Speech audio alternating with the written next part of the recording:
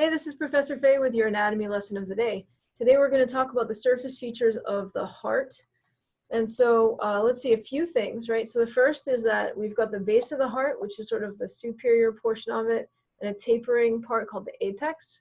There are some sulci associated with the heart, little grooves. So you've got a coronary sulcus right here, it runs posteriorly. That's where the coronary arteries, the right and left coronary arteries run in, as well as the coronary sinus. Then we've got the anterior interventricular sulcus, this groove that holds the anterior interventricular artery in red and the great cardiac vein in blue. On the posterior side of the heart, we've got the posterior interventricular sulcus. That's again a groove that holds the middle cardiac vein as well as the posterior interventricular artery. What we can also see are a bunch of great vessels coming off essentially the base of the heart. So we've got the superior vena cava and the inferior vena cava. We've got the ascending aorta, the arch of the aorta, and then that would transition into thoracic aorta as it runs posterior to the heart.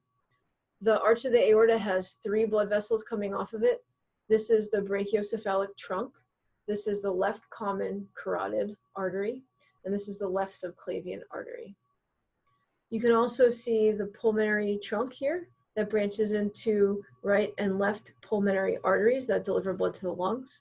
And then from the lungs, great vessels that return it are the pulmonary veins. So this is the left set of pulmonary veins and the right set of pulmonary veins. So those are some of the surface features of the heart you can see. Now, if we open up the heart, we can also see some more features inside of it. So the wall of the left ventricle is really thick compared to the wall of the right ventricle. It's much thinner. The left ventricle pumps over a much greater distance. It has to get all the way down to your fingers and toes, whereas the right ventricle pumps blood just out to your lungs, which are the next door neighbors to the heart. So the wall is a lot thicker because of the job that left ventricle has to do. In here, you can see some pillar-like structures sticking up, and they've got these little white sort of cords attached to them. So the pillar-like structures are called papillary muscles, and the cords attached are called chordae tendineae. Those chordae tendineae then attach to the atrioventricular valves, and that's true for the right and left sides of the heart. Then you can see sort of a honeycombed appearance of muscle that doesn't jut up just like these papillary muscles do. Rather, it's just this sort of honeycomb.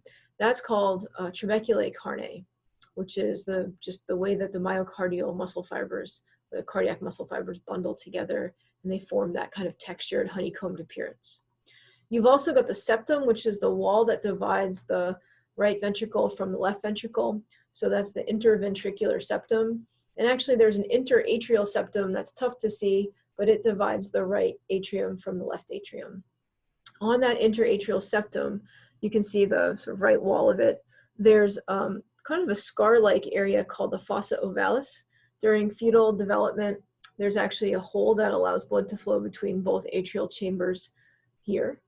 And then also kind of a remnant of fetal development is that usually between the pulmonary artery and aortic arch is a little ligamentous pit of tissue called the ligamentum arteriosum, which is, it used to be a little pathway between blood flow for the aorta and the pulmonary arteries. And, but that closes up late in development, and so does the fossa ovalis. And so adult heart, they're just these kind of remnants of fetal circulation. So those are some of the major features of the heart.